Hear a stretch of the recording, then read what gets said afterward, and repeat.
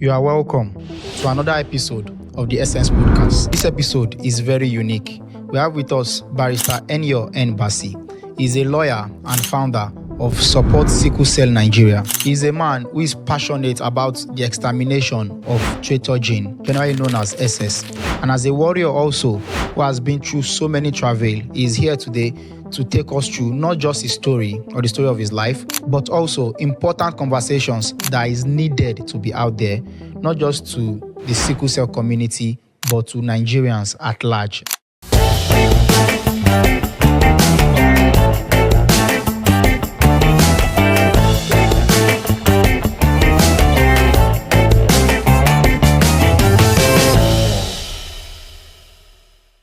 And I believe, Mr. Enyo, Barrister Enyo, you have so much to tell us. Well, so how do you think we can begin? Yes, thank you very much. My name is Eyo.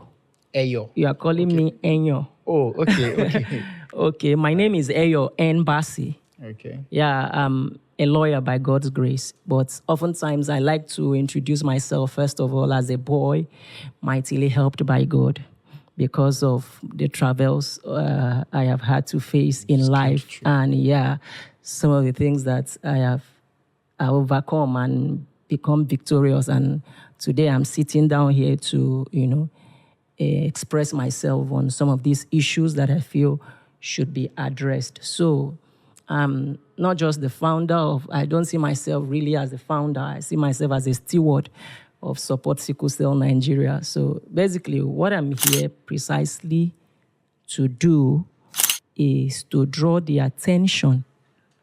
When I say I want to tell my story, I want my voice to be heard, I want Nigerians to hear me, people help me extend my voice, help me share so that people can hear what I have to say. I'm not talking about telling stories. What comes to people's mind is I want to tell stories that has to do with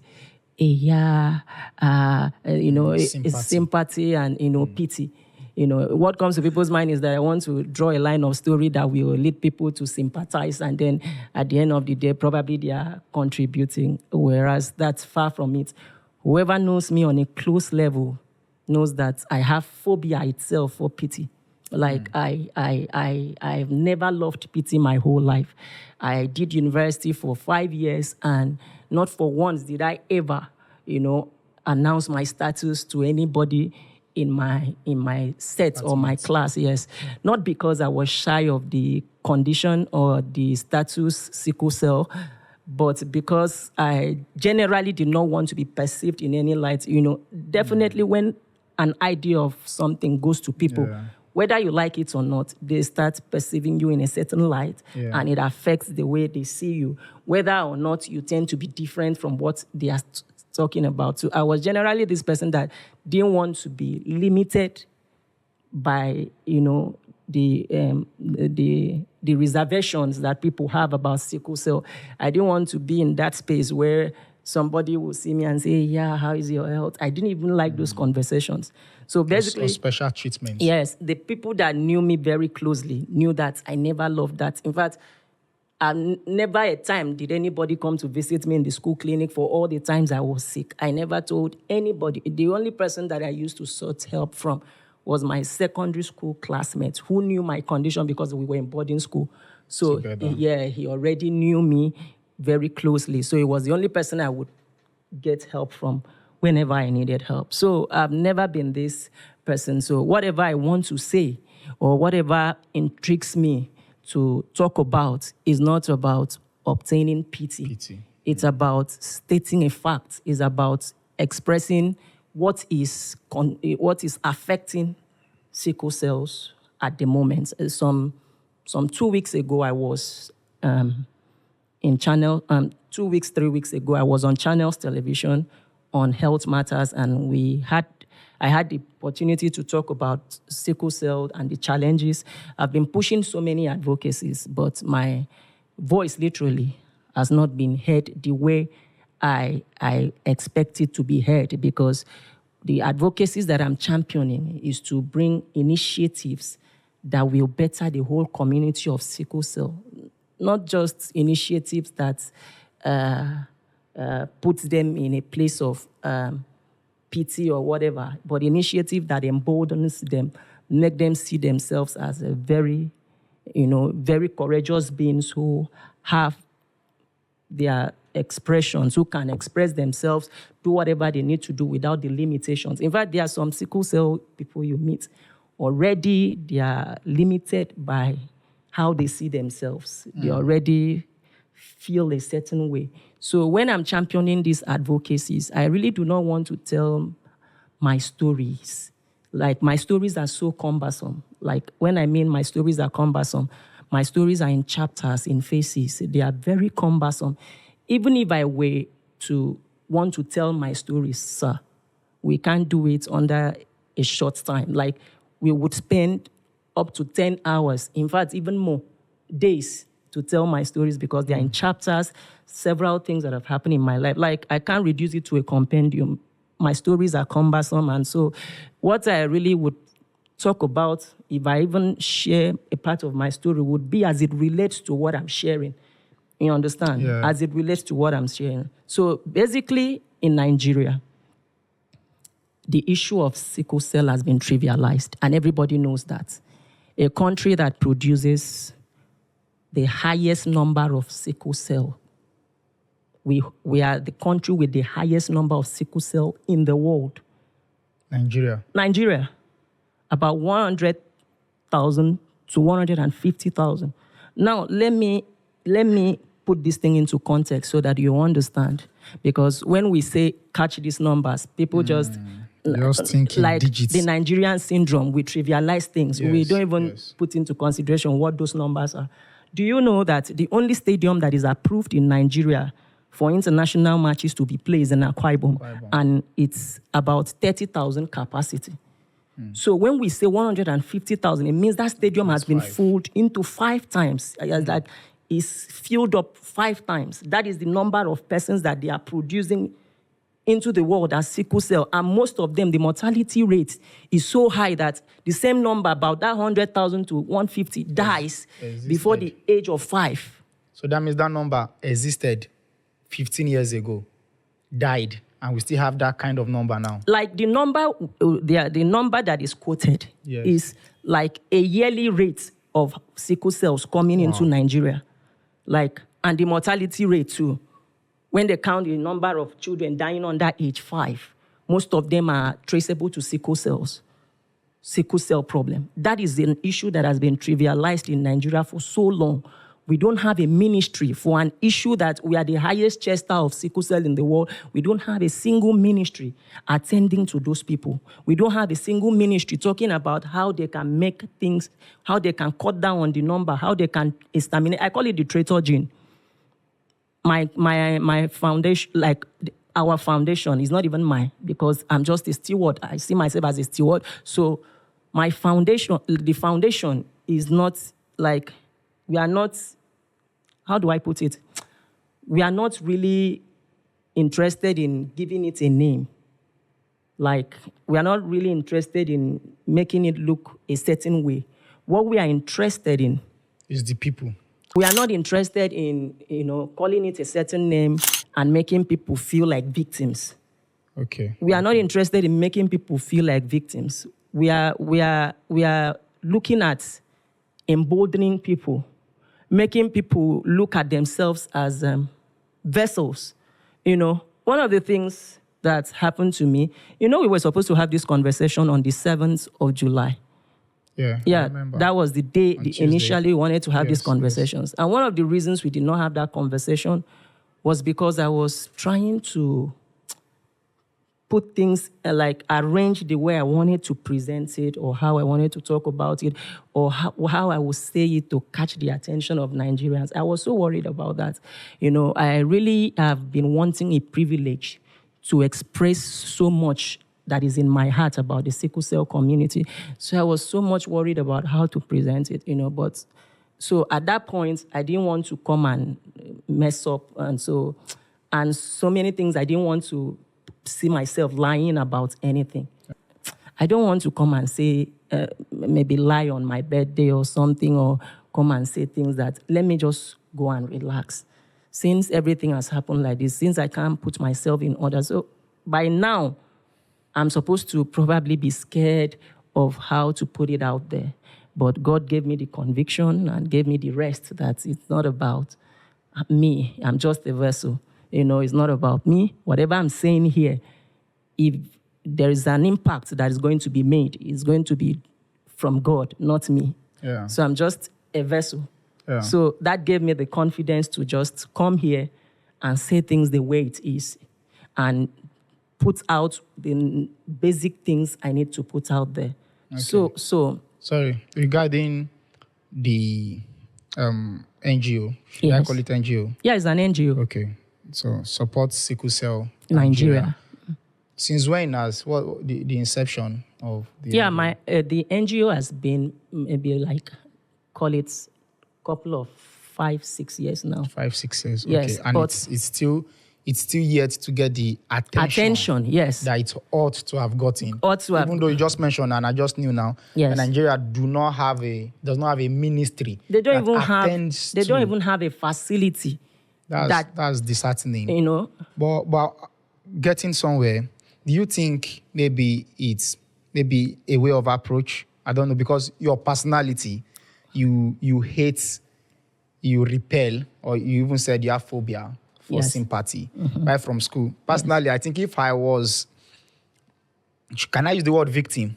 Okay. You mentioned that, no, you don't want them to be a victim. They are not victims. Okay, they are not warriors. warriors, okay. So if I was to be a warrior now in school, I would want to tell people around in case of Situation situations. happens. They will be conscious. Yes. Well, But truly, what you said, there is a way people perceive, there's this stigma. yes. When this person has sickle cell, they want to give you a special treatment. They want exactly. to. So there's this way they perceive even you. when somebody wants to recommend you for a certain job, he has at the back of his mind that he could tell you he's sick and he couldn't deliver it at the pace you needed. Yeah. Some of those things just affect. I guess. Some of times subconsciously, they don't intentionally want to put you in a bad light. They don't intentionally want to put you in a bad space or a bad place. Yes. But the subconsciousness, it's just a feeling but I believe strongly that this story, this is really impactful. And I dearly hope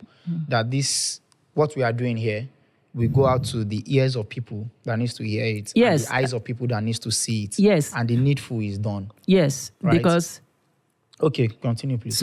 because one of the things we were trying to say there, I was talking about the Nigerian syndrome, trivializing the whole issue. And then we got to talk about how everything about sickle cell has always not been of importance. Even when I've quoted the number that is affected and all that. Massive. And I told you the impact, So there have not been any interventions. What we have is just private persons, NGOs, persons that just have personal passion, pursuing it in some certain light and trying to make their impact in certain ways. The government themselves have never been involved in the process. And irrespective of what sickle cell children are going through, it has never been a problem, a concern to the government. It has never been a concern to the government. So when I champion these advocacies, I'm not trying to draw attention to a group of people who probably want to be perceived as victims. I'm trying to draw attention to some things that needs urgent intervention. Okay. Sickle cell children are going through so much, sir. Okay, please, can you open us into them? Yes, when I say so much, I call it the traitor gene. It's the pains of sickle cell. You cannot qualify it. It's very excruciating. That's one of the heaviest, predicaments of sickle cell. The pain. The bone pain crisis that they get to experience. And these things sometimes affect their organs, affects their heart, affects their liver, affects their kidney, affects several things about them, depending on, the situation and complications. So we have some persons who have not been, lucky or opportune to care for themselves the way they ought to. Like the other time when I was saying it, I was specifying the average Nigerian child does not even have 3 square meals to eat. How much more attending to the issues of sickle cell?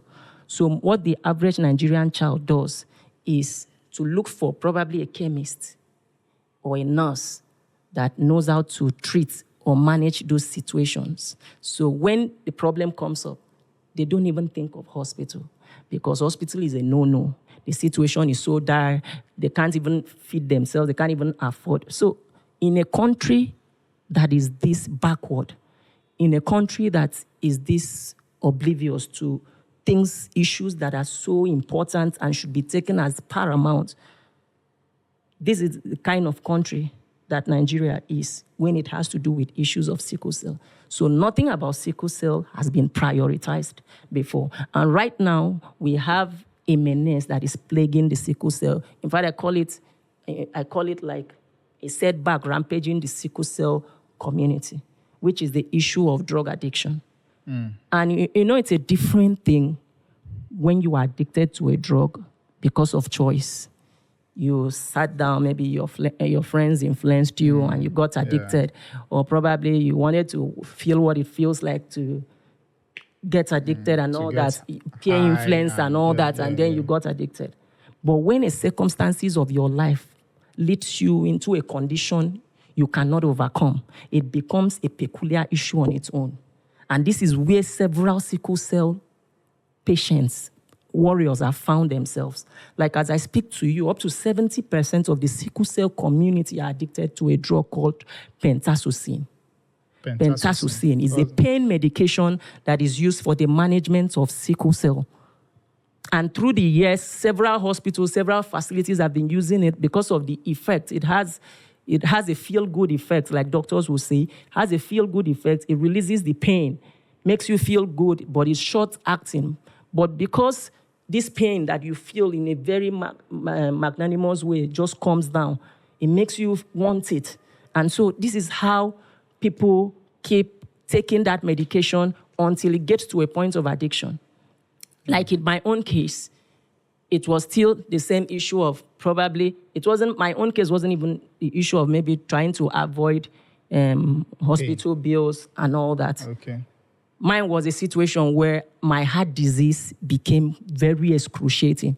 And even if I knew that I was susceptible to being addicted, I couldn't resist the temptation of taking that drugs. Fantastic. Like when doctors give me morphine and it doesn't work and they step out, I take my own because of the pain that is ringing. Like it wasn't to feel good. It was to help, like the pains that I was having when my heart disease was very critical. It's not something I can explain to you, sir. It's an unimaginable thing. So I was in a phase of serious setback, like serious calamity. My life was in a whole mess. That was how I became addicted to that drugs. And then from 2 became 4 became 8 became 10. Daily. I became a chronic addict. And because I battled the heart disease for a very long time, I became a chronic addict. I was growing from numbers to numbers, growing from numbers to numbers, growing from numbers to numbers. And it got to a point where I became a public issue because I had started posing nuisance to my people, my friends, my colleagues. Let's get this right. Okay. So you had a heart disease. Yes, I had caused by sickle cell or just yes, by sickle cell. It's one of the underlying issues of sickle cell. Okay, you mentioned that it affects organs. Yes, it affects organs. So in my own case, it was my heart that was affected at the time. Okay. And the way it was happening, I experienced a crisis in a magnitude that I've never experienced before. A very high degree. Yes, in a magnitude that I've never experienced before. Like it felt like my body, there was hammer. Like if before I used to feel like somebody is stoning me with a stone, this time around I felt like hammer was on my body, hitting my bones, hitting me and putting me in a place of discomfort. So no matter what they do, Once they leave, I must take my own secretly to help So it's my not part pain. of the medication. The doctors Yeah, come, they do theirs. the doctors didn't prescribe it at that point because they point. knew I was susceptible to that addiction. They already Okay. knew my history about okay. a little bit of my addiction. So they didn't want to continue that drug because they knew it was posing a threat to me. So, but on my own, I was taking it to feel better. To relieve yes, the to pain. ameliorate the pains that I was having. So my agitations, my pain, when you see me cry about a sickler, when you see me cry about a sickle cell warrior, like, it's not because probably, it's nothing personal. It's just that, like, I know... something you've been through, and, yes, and your heart bleed when you know that there are others out there passing through the same... Nobody deserves pain. Yeah. Nobody deserves pain. Nobody in this world deserves pain. From what I have been through, the situations I've been through, like I told you, sir, like I told you rightfully, as I am now, I am the, should I say, I am the propagator of my own issues. Like, I have the best set of friends. I have the best set of bosses. I have the best set of family. I have the best set of colleagues. I have the best set of love life. Everything about me was perfect. A young man who came to Abuja with nobody, and within the next 1 to 2 years, he was already driving a car, getting his space. Everything was perfect. I was even living in Central area in one of my office building, you know. Like, everything was perfect for me before the situation became escalated. Because the situation of my heart escalated. Okay, the heart. Yes, the heart issues. So from childhood, you were managing... Yes, I was very fine managing sickle cell because my father, like I said, like he made me to become a very strong person mentally. He never wanted me to see myself as inferior. So that is why even when everybody said, sickle cell, he sent me to boarding school, federal government college for that matter. He sent me to go and board in federal government college where they have the roughest history of bullying and all that.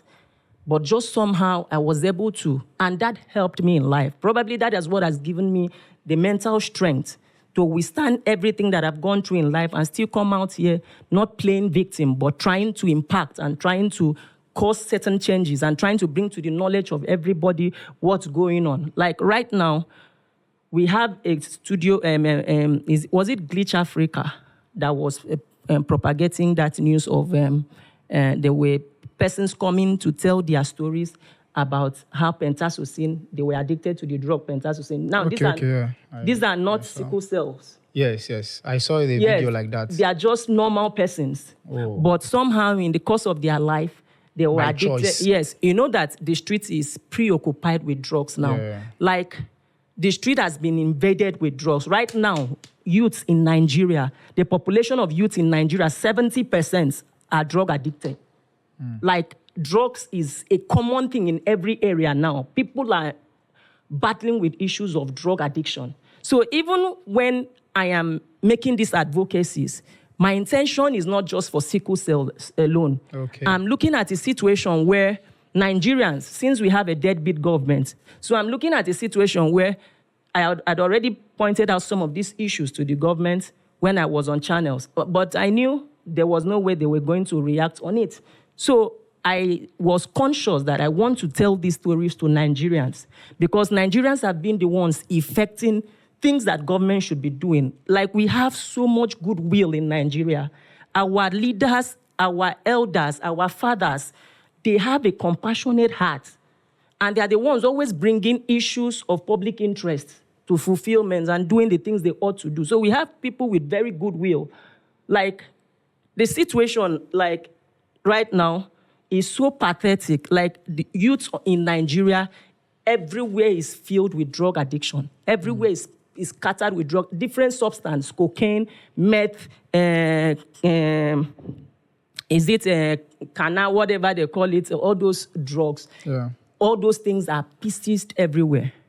In fact, Nigeria has gotten to a point where how did we get to a point where before you become a celebrity now, you have to be indoctrinated into the culture of drugs.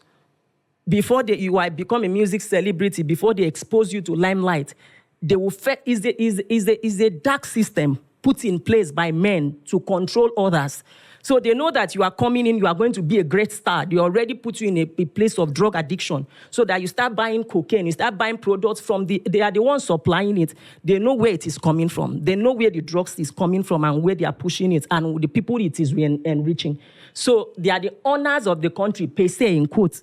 So they know the dark systems they are pushing in place. So the situation is so pathetic. Like, I can really hear your pain. Yes. This is coming from somebody that has been through it all, and you really want to see a change. But regarding to the numbers, you were addicted to, remind me the drug again, pentazocine. So you're addicted to pentazocine. Is that just the drug that sickle cell persons are prone to be addicted to? Yes, the drug itself is addictive. That's the one that has the highest tendency of addiction. Morphine doesn't really, you don't get addicted to morphine in that pace. Okay. You know, in rare cases, you can get addicted to morphine, but not in the high dose of pentazocine. And you mentioned 70%. 70%. These numbers are facts. Fact. Proven fact. In fact, as I'm speaking to you, the people that were on Glitch Africa, if you look at their bodies, their bodies are deformed. And yeah. Like, it's like the leg was even, he said the leg was eating to the bones. Exactly. He was still doing it. He even talked about using his genitals on his private parts. When there was no longer veins on his leg. Do you get? That is how how destructive that drug is. And then they themselves, they are not having maybe an underlying condition like sickle cell. They are normal human beings. It was by choice. It was not as if life made it happen. You understand? So you're advocating for people now with sickle cell because those are people that did not choose it. These are people that did not choose it. But circumstances happened.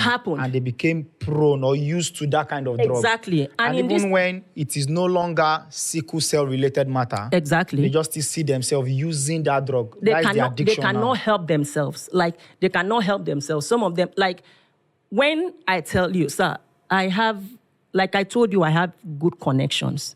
Like, I have bosses that could pay or support my project or support my life with 100 million and not blink and not bat an eye.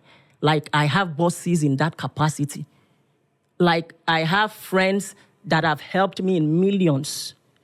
I have colleagues that have shown concern. I have family that have helped me in the highest way possible. So I am now, so my situation of being, probably being in a place of isolation, depression, and everything was not as a function of maybe the ineptitude of people or non-concern or them not having conscience. It was as a function of me being a nuisance to them, ridiculing the privileges I had. So me now. Because of that drug? Yes. So how did that happen? Because I really want to know, this is not a kind of drug. If it was cocaine that makes somebody go crazy, I think that's different. But you say it's a painkiller. So whether you call it cocaine or not, it still has that kind of effect. Whether you call it cocaine or not. Pentazocine. Yes, pentazocine has that kind of effect. So it gets into your system. It eases your pain. So every time you have pain, you crave the drugs. Sometimes you don't have pain. Like, once anything pain just comes into your body, at the initial stage, that's what puts you in a place of addiction. Yeah. So you find yourself in a situation where you constantly take it and it becomes a problem. So when all these things are looked at, you discover that on a normal day, if it was civilized climes, if we had like governments that is concerned, by now, sickle cell would have been with a ministry. Like, sickle cell would have been with a ministry, catering for them. Like, one of the things I'm pushing is not just to exterminate the traitor gene through reorientation, education, and like very rugged and very massive like education, interventions and all that. It's not just about that. It's to provide situations, incentives where their health are covered because they are not the cost health insurance. Yes, they are not the cost. So there's no health insurance now for sickle cell at all. Who is providing it? So Support Sickle Cell Nigeria has a dream of giving comprehensive health insurance. I call it comprehensive because there's no point giving them lesser than comprehensive. These are people whose health are prone to attack at any time. So since the average Nigerian does not even have 3 square meal, cannot even guarantee that he can eat 3 square meal on its own, why will he run to a hospital even when he's dying? Because he knows that it's a waste of time. Who will go and help him there? Who will intervene? How many people does he know to come and call, to come and intervene and all that? Not everybody has the same privileges, sir. The poor population in Nigeria is massive. The kind of poverty rate in this country, Nigeria is a dungeon of poverty. Like, it's a dungeon of poverty where the worst histories, the worst things in this world is happening. Nigeria is like the richest country just in wrong Africa. leadership. Wrong leadership that we've never gotten the leadership right. And so these are those things that have made everything the way it is. So you find those people, like those people that guy was explaining. He said, even as he was talking, he couldn't guarantee that he was off the addiction. So that's the same thing that happens right now because my situation became a public issue. So many of my friends, I put my story out there. So as at the time I was seeking rehabilitation. So I put my story out there. So many people got wind of what was prompting me to behave the way I was behaving. So friends started withdrawing support and, so all those things came as a function of my misbehaviors and everything. The situation put me in a compromising state, and I happened to lose connections with all these people. All these people are not now showing me the kind of support that is required. Wow. If I tell you what's currently going on in my life, you will cry for me, sir. You will cry for me. When drug addiction made me to compromise my principles and steal, I felt it was the worst thing it had done to me. When drug addiction made me, I paid flights, I paid my way back to Port Harcourt to put myself on that check. That is to show you that these things, I don't enjoy it. Even when I'm taking them, I cry. Sir, it's not talking. Even when I'm taking them, I've never been in a position where I'm getting support or maybe I'm able to get the medication to take and I'm happy. I'm always in a place of soberness. I'm always regretting, feeling I could help myself, but there was no way. So I put myself in a place where I am going to be consciously checked by my brother, which I know has a tendency of influence to check me the way I wanted him to check me. And it happened that the young boy that I carried on the day he was born ended up beating me, assaulting me, and then throwing me out of his house by a certain time of the night. That's your brother? Yes, my blood brother. My younger brother beat me up, blue-black, like he couldn't endure it anymore because according to him, I had broken the rules of engagement. I had broken the rules that I put, when I came there. But for me to take the step of going there myself, to put myself on that check, should tell you how this thing is a problem, a war for me. I wanted to get rid of it at all costs. So I put myself in a place that wasn't comfortable for me, but then I was beating my chest and saying, let it be the way it will be. However it will be, it will be. So at the point, it got to a place of misunderstanding. I was beaten and thrown out in the middle of the night. I slept outside because at that time, I didn't even have money again. I slept outside some house, a building. I slept in a plaza in Port Harcourt for 2 nights. That's my story, sir. So when these things happened, I felt it was the worst. When addiction made me keep my certificate, and collect money from persons, I felt I was in a worse place. When addiction made me kneel down in the middle of the road to beg a human being like me, I've done some of the most craziest things because of addiction. And just recently, a group of persons who have been trying to mess up my family, mess up my name. Some persons who doesn't just, like the light that I embody. In fact, when people see my family, instead of them thanking God that there's a person like this who God is helping and he's not a problem to anybody, it becomes a situation of jealousy. That's why witchcraft, there's nothing like witchcraft, sir. Is man's inhumanity to another man. There is nothing like witchcraft. It's another man. It's just a group of persons who feel they have a certain power and they use it to victimize others. While we have a group of other persons in the ruling class, that's where we have the occultism and everything that's playing in the ruling class. Is a system of control where they want to trap you.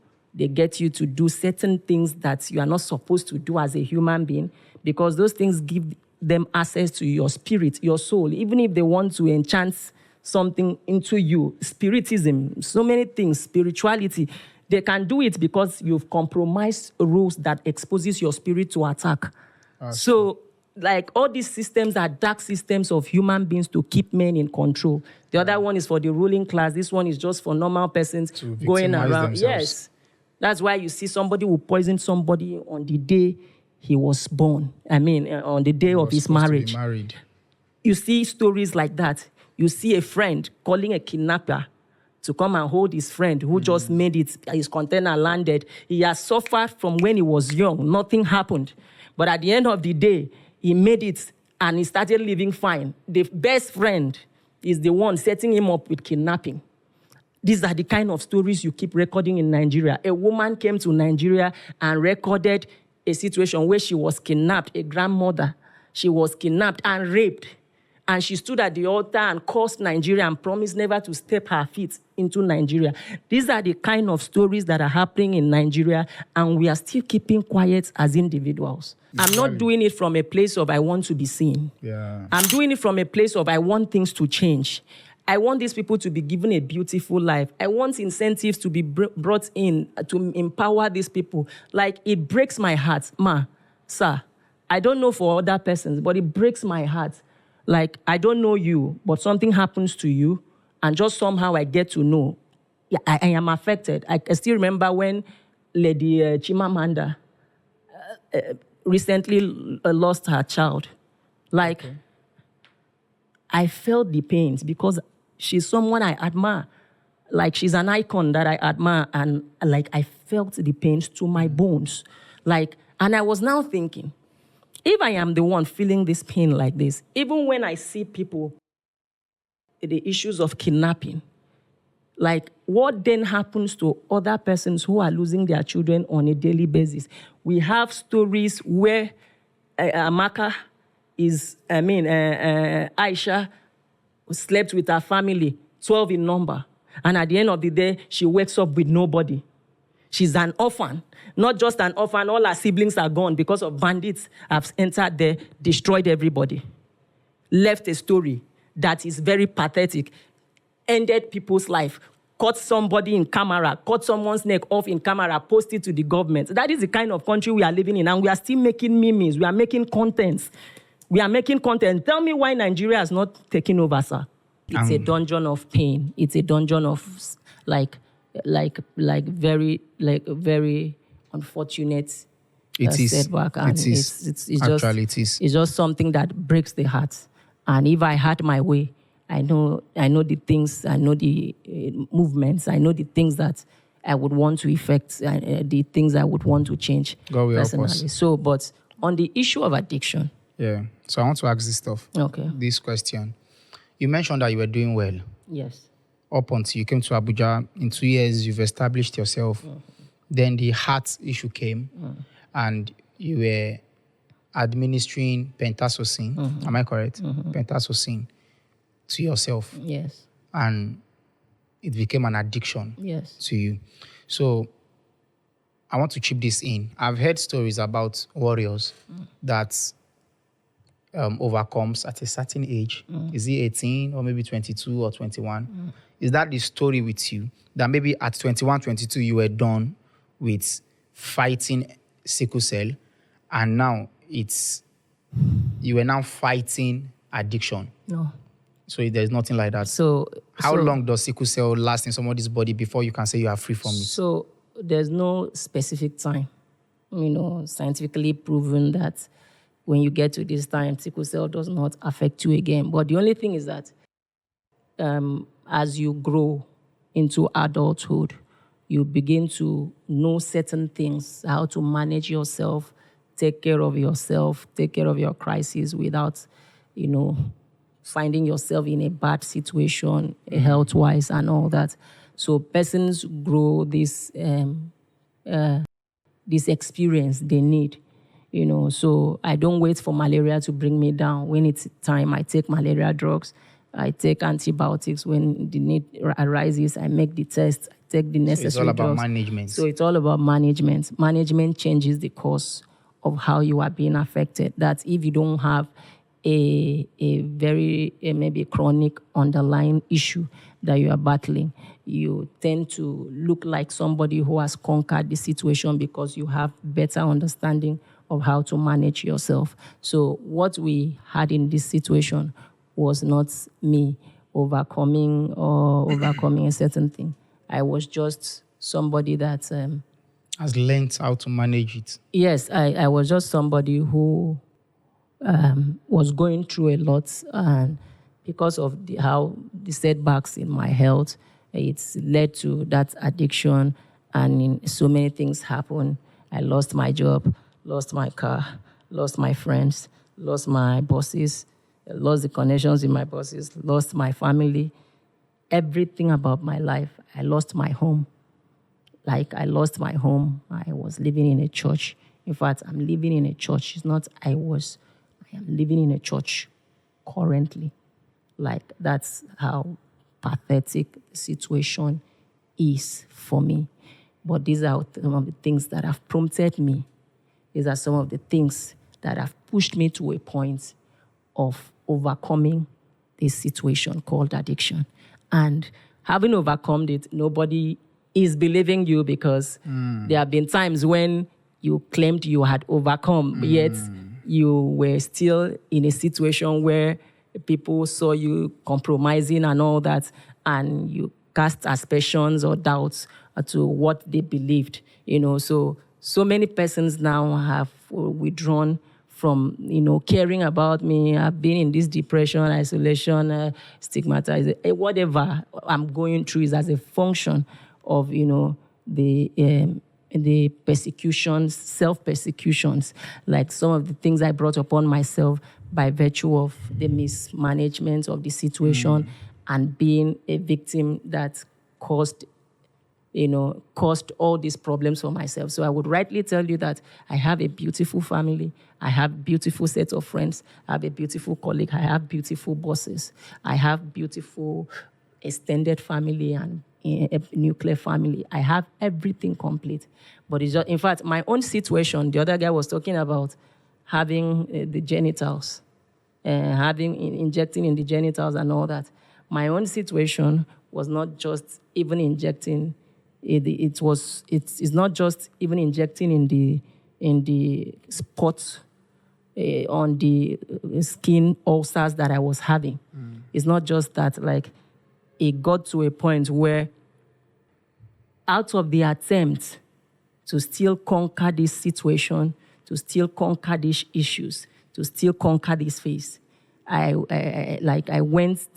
took a decision. I said, the person I fear most in this life is God. So if I testify with faith as a Christian in front of God, I think it will help me to cut off the situation of addiction. And I did that, testified with faith, believing that that was the end of my addiction. But bro, it wasn't. I found myself going back to the situation. And at the end of the day, the person that claimed to have been free from addiction had seizure from addiction in this church premises, and the church persons were the one intervening. It was that bad, and it led to the church, asking me to please find a place of, where I can, where my safety can be guaranteed, because they cannot risk the culture of me staying there and something happens to me. I really understood, but it pushed me to a place where nobody would want to be in this life. So my current situation is born from a place of having conquered this. Nobody believes I have conquered it, even when I tend to say, look, God has given me that victory. I have conquered it. And how can you prove that I've conquered it? Is to probably key into the objective that I'm saying. I think what's the first project I want Nigerians to help me achieve is an emergency drug addiction rehabilitation retreat. Okay, so that gets us to solutions now. Yes. Solutions you are profiling. Exactly. All right. So national emergency drug addiction rehabilitation retreat. Not just for sickle cells, but for everybody affected by drugs and has been struggling over the years and wants to be helped. So in that place, I am expecting it to be a 21-day program, retreat, where professionals, volunteers, and all that will have, I already have a picture of what I want it to look like. I want it to be like a Big Brother thing, where it is made like a reality program, where the world is watching everything that is happening there. People are given opportunities to share their story because, bro, my story is one of the least. Like, there are persons whose leg has been cut because of that addiction. They are dead. There are some that are still alive. There are some that if you see them, you will weep. Like, there are some that if you look at their physical, if those persons that were in Glitch Africa were not sickle cells, but they had those impacts. Imagine the ones that have sickle cells and what they are going through. So this is a national emergency. Like, it's not a joke. It's a national emergency for a rehabilitation retreat to be done for persons battling drug addiction, because the population of Nigeria is already infested with drugs. It's already infested with drugs, sir. And trust me, like, with the culture of our global president trying to stop drugs, attacking Colombia and all those people, trying to eliminate where their drug production is, because of the negative impact it's having on communities, on nations, and the youth of the world. Like, Nigeria is one of those affected youth where drug is everywhere now. Like, drug is a normal thing. So persons are battling these issues in different dimensions. Some of them want this rehabilitation, but they have not gotten the opportunity. Some of them can't afford it. Some of them don't know where to go. Some of them don't know psychiatrists and all that. So this program will be a 21-day retreat that gives opportunity for everybody struggling with drug addiction. Even if you are coming from outside the country, you will be given opportunity to share your story depending on the enormity and how grave your story is and whatever, or how important it is for people to know the status of what you have been through, So it will be a program that will have so many fun times, so many times of, it's a program where I want people to learn the cultures of each other. Like, instead of the Big Brother programs we used to see, so instead of those programs, we replace it with people learning cultures, learning, each other's religion, things like that. Just learn things, make competitions that are valid, dance, drama, things that will keep the people entertained. Why the persons that need to tell their stories are given opportunity to tell. All through this period, the professionals are attending to those that need the services, that needs the help, the professional help. Why those that are going to be using my own formation? Because that is the point where I want to stand out and tell the world how I overcame. That is the point where I want to look everybody in the face who is doubting me and say, look, I did it. And all of you doubting me, you are free to doubt. You are free to keep ignoring me. You are free to keep treating me like a miscreant or treating me however you want. Like, I'm really going through a phase. Like, when I mean a phase, like a phase of isolation, a phase of rejection, like things that should get me so depressed. But I have a consciousness that God allows everything to happen for a reason. And I know that God is the one that kept me after taking up to 20,000 bottles of pentazocine. It's not a joke. When I'm taking Nigeria through my story, I will show them details. Like when the time comes for that, maybe retreat and all that, I will take them through my details. Like currently, I'm not staying with my woman. Like the mother of my children, the woman that I loved her to like it was. I don't know how to explain our relationship, but it was something beautiful. But at this point, we are separated, and so many things have happened. You know, I don't have a place to stay. I'm separated from my family. I'm living in a church. I don't feed. I don't feed properly. Even the woman that's giving me food once in a day is doing it because of the relationship. She knew who I was. She knew my personality. She knew my reputation. So she's just paying back for me being a good person to her in time past and all that. So I am in a situation that if I'm to tell you in details all that I'm going through at the moment, it's not something that somebody would be laughing, but God has given me that grace. So I want a situation where even when we are telling when that retreat is going on, all these things I'm telling, like I said, they are not folktales. I will be taking Nigerians with live camera to those places. Everything I'm quoting and talking about, I didn't throw away all the bottles of injection. God told me that I would be a voice, that there is an impact he wants to create through me. And that is why I am having all this motivation, all this courage, zeal and everything, all the passion.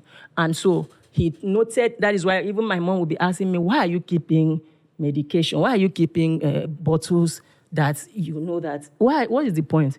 Everywhere I go, the ones in Calabar, the ones in Uyo, is still in Uyo. The ones in Abuja, is still in Abuja. The ones in scattered different places that I've been to when I was struggling to quit, they are in numbers. And when I tell you it's up to 20,000.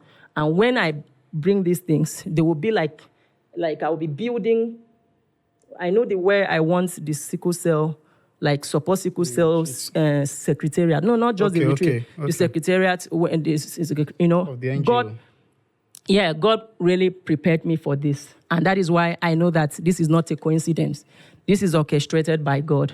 Because when a lawyer,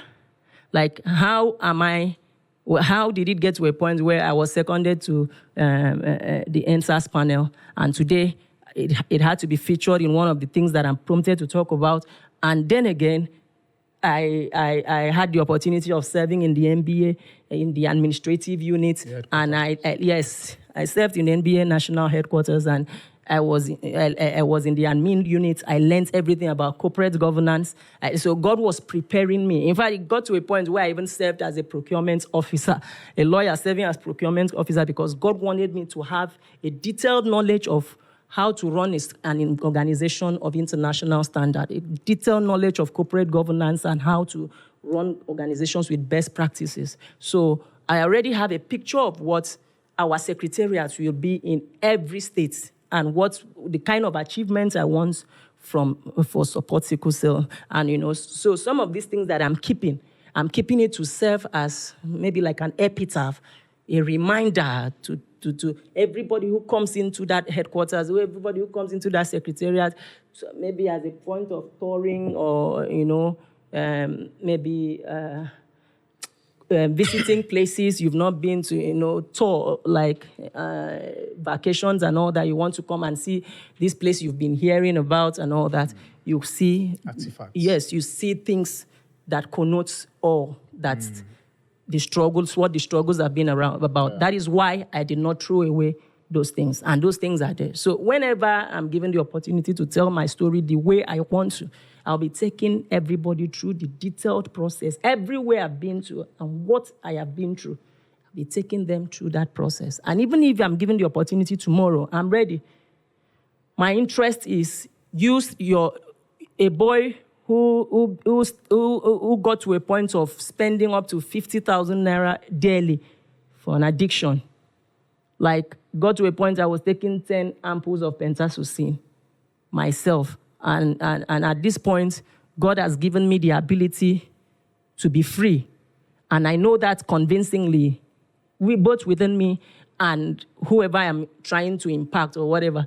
So I know that my life, my story, whatever I want to give out there, whoever, this is something I had used several processes, tried several, do this, do 2 times, reduce it, and all that.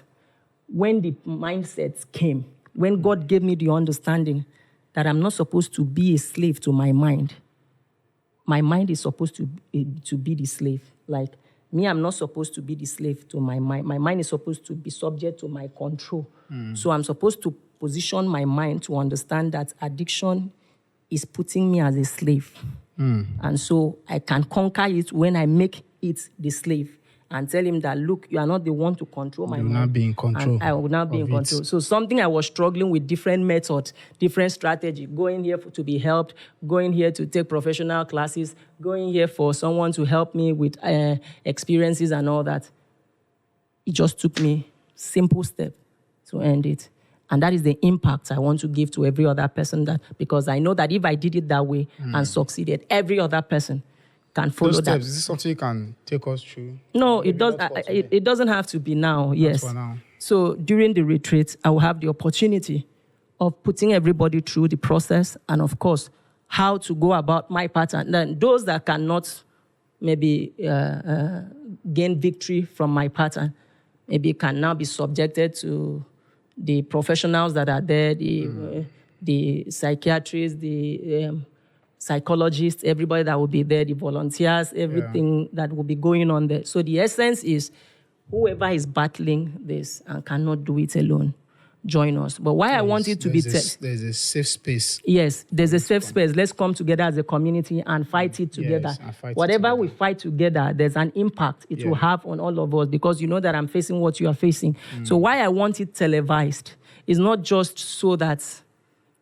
It's not just so that probably the stories of persons will be told. To reach out to more persons that can be physically present. Exactly, sir. I want persons who make decisions to be a part of that program, but from the convenience of their home. We will tell them the process to undergo, how they should put themselves on check, who should be monitoring them at that time, who they should use as a person that will be checkmating them, and of course... So how big do you want this to be? Yes, it's about sponsorship. So that is why I am selling every idea. I'm giving every idea out there, so that interested Nigerians, good-willing Nigerians who have always been the ones pushing projects that affect the society positively can be the ones coming to maybe together to make this a possibility. Because I know that definitely Nigerians who are willing to and have concerns concerning this. There are so many families battling this issue. Their children are giving them so much headache. Like, they are seeing their children looking so messed up, physically and all around. Their life is nothing but on a standstill, but they cannot do anything. They have been wishing for help to come anyhow. So this will be an opportunity for all those persons to bring themselves, to present themselves, to come with a community spirit and fight this battle together. The outcome will be so massive because it's a community thing. Yeah. So even those that are not sickle cells that want to join because they have drug addiction issues will all be given opportunity. Then the reason why it's televised is that whoever is joining it, whether from Kenya, whether from outside the country, Europe, America, wherever, that is seeing what is going on in Nigeria, and seeing the modalities, seeing the processes, seeing everything that is going on that people are using to conquer this situation. So if this guy can conquer this and he's free and is showing from every indication that he has been free, he's no more addicted to that, me that is in that place, if I undergo the protocols, if I undergo the processes, I will be free too. And there are persons that will be willing because they are seeing it happen from what they are watching. So they will put themselves under check. People that really want to be free but cannot make themselves to the venue. So this is why it is to be televised 24 hours, like, so that impact. So I want it to be a reality program, like a Big Brother thing, but with different goals, different objectives. You know, I've already had the persons I want to, anchor the programs, persons like like me, I've already had persons like Frank Edogo playing the role of Uchenna and all that. And, people like Nancy Sime. Like, I already have a picture of what I want that program to look like so that it will be both interesting to Nigerians and those battling the situation. It will not be like a boring program. It will be a program where everything that is done there is interesting everybody that is coming in to see what is going on there. So that's the kind of program I'm pursuing. So I call it emergency national drug addiction rehabilitation retreat. So this is what we can do, and it will even affect the global community. You may be shocked. Persons from outside the country may even come to join. Because dollars, of course, Nigeria is nothing in dollars. And so whoever wants to come and tell the story can also come. And Nigeria is a very fascinating country. On an ending note, your handle, you mentioned followership, your handle, and if there is any... Yeah, what I really want Nigerians to do is to give me a voice. Okay. Follow my page, Support Sickle Cell Nigeria on Facebook. And, of course, follow my personal page, Ayo. Support Sickle Cell. Yes, Support Sickle Cell. It is on Facebook. Yes, Support Sickle Cell Nigeria on Facebook. And then Ayo N BASSEY on... EYO. Yeah, Ayo. _ Yeah, no, Ayo. EYON. Then BASSEY. Okay. That's my name on Facebook. So basically, if Nigerians give me the followership I need, they have given me the voice. Yeah. Because if at the end of the day we are able to monetize that, every kobo will serve the interest of everybody that needs to be affected by these initiatives. And trust me, nobody is coming in with compromised standards. We are going to be running our facility and everything that God gives us the ability to achieve with international best practices. And I know that if I'm given more opportunity, I will point things that are very categorical, because Nigeria is in a mess. We are in a very radical mess. Like, we are in a place where people come to Nigeria and record the worst stories and go back. People come to Nigeria and they have the most heartbreaking stories. Like, I have a saw under me. I'm well dressed, but inside me, I had a saw that the Pentas Hussein had given me. So, just the way I have a saw now, but I'm well dressed. Nobody knows I have a saw.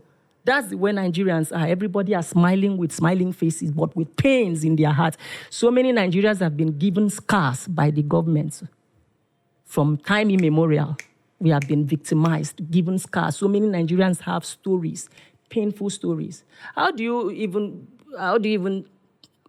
qualify the fact that men that are supposed to come out, work in industries, contribute their quotas to education, philosophy, investments, all those things, are coming out to try to be politicians' boys, running around, not exhausting their full intellectuals in serving their motherland or becoming what they actually intend to be, because they have noticed that the only system to power is through politics. And so they are trying to become boys.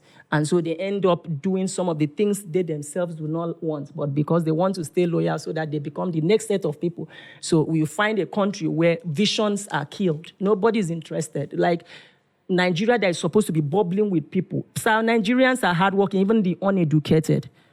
Algeria is everywhere begging. Everybody is somehow passing through pains, passing through all sorts of things. These are children that could have had the same education with Otodola's daughter, have the same impact. And a Algeria child, if given the same opportunity that Otodola's daughter was given, will become the same as Otodola's daughter. So how do those people breathe, knowing that their leadership, their governance are putting millions of Nigerians, 200 and something million people, in a place of adversity, poverty, pains? It doesn't move them. So it moves me. I don't relate to anybody, but when I see people go through pain, because I know what pain is. I know the travels I've been through. I know the things that are supposed to be breaking me right now. But because, I don't want to see any human go through pain, my motivations are coming from a place of nobody deserves pain. Nobody deserves pain. So even if I don't know you, by virtue of the fact that I carry an open heart for everybody I see, unless you compromise or become somebody that's of a negative energy, but anybody I see, I carry an open heart towards you. I have a conscience towards you. So things happen that are not related to me, but they affect me a lot. and they affect me. And this is one of the reasons why I'm angry in my spirit and being here. It's not that I'm an arrogant child who does not respect or whatever. I'm just pained and I'm craving for change. And I wish that Nigerians will wake up to the consciousness that it demands to take our country back. We can do it even this week, sir, if everybody is ready. That is where I want to end it. Yeah. As far as I'm concerned, everything concerning the initiatives that I'm trying to push out there, concerning drug addiction, concerning bringing sickle cell to one community and impacting them with very massive initiatives that will help their life and make life easy for them. I know that God will make that to come to pass. And through the process, Nigerians will keep following and know where all these things end at. So Thank you very much. I'm very grateful for the opportunity to air my mind here. Thank you. And I'm grateful for, I'm just grateful. I'm grateful that this is finally happening. I've bought this in my heart for a very long time. And every time I want to, it feels like something pushes me back. It feels like I'm not having the right courage. I'm not, so I don't want to find myself in a place where I'm offending anyone. I want to be speaking from a place of emotions, like what is really a problem, what is really affecting us. So we are treated, let's just leave it. But God will help us. And thank you very much. We hope that at the end, all we have discussed here, positive results will come from them. So thank you for the opportunity, sir. Thank you. All thanks to you. Thank you so much for deeming it fit to come around and speak about your life. Yeah, the courage. It takes courage. I've not even spoken about my life. Half, like even quarter. Wow. I just discussed stories that concerned, what I was sharing. But my stories, when I say cumbersome, like they are much. All right. To the viewers out there, you've heard and you've listened. So please follow him. Urge everybody, yes, to give me the support. And BASSEY. Yes, to give me the support. Sickle Cell Nigeria. Yes, so please follow him on please, Facebook. even as you are watching, just pause and follow. Yes. Because that's what gives me a voice. That's what gives me the ability to achieve everything that I already have in mind to. And, I know that this thing it comes from within, it comes from my soul to the people. So I know that the kind of positive impact it will yield. Sir, this brain carries initiatives. And when I mean initiatives, I don't mean initiatives that are just by the way. I've not even stated most of them, but I know exactly what I want to put in place. Even when I was in law school, it took, I think, still this issue of trying to be a strong, independent warrior still didn't want me to identify as a sickler in law school because I didn't like I said, the pity thing. So it was under persuasive, it was under so much persuasion, not because I did, like I told you, not because I was shy of being sickle cell or whatever, or being a warrior and all that, but because I didn't want to be perceived in a certain light. I wanted everybody to see me as a normal child. If you want to flog me, flog me. If you want to do this, do this. That was how I was brought up. That is how I wanted it to be. And that was what helped me to achieve some of the things I achieved without persons even knowing that I was battling through that, because I always presented myself like a perfect child. So even in law school, it was under persuasive situation that I had to stand out and speak for the sickle cell community in law school and, encouraged them, and everybody got to know, oh, you are sickle cell, and we started, But at the end of the day, the impact was made and all that. So I pick it up from there. I want to be an impact to my world, both in Nigeria and Africa, and even the world at large, if God gives me the grace and the opportunity to meet the goals that I want to meet. All right. So please, in case you want more information about him, you can drop it in the comment section, whatever it is you want to know about him. And your support is very much needed. Your followership is much needed also. So thank you so much for staying with us till the end of the video. God bless you. I appreciate it. Thank you.